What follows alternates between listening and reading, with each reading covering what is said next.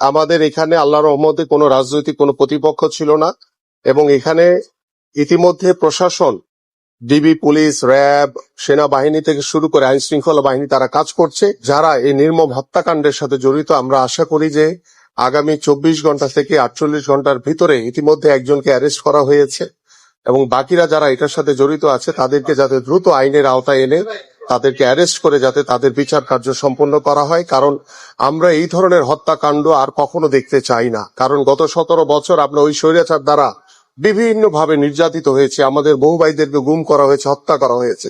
আজকে যখন দেশের পরিস্থিতি আমরা একটি গণতন্ত্রের পথে যাচ্ছি, সেই গণতন্ত্রকে বিঘ্ন ঘটানোর জন্য আজকে একটি কুচক্রী মহল এই ধরনের নির্মম যে হত্যাকাণ্ড ঘটিয়েছে, আমরা এটার তীব্র নিন্দা জানাই। এবং আমার ভাই যে কিবরিয়া আজকে পৃথিবী থেকে চলে গেছে, এই ধরনের হত্যাকাণ্ড যাতে ভবিষ্যতে আর না ঘটে সেটা আমরা আশা করি।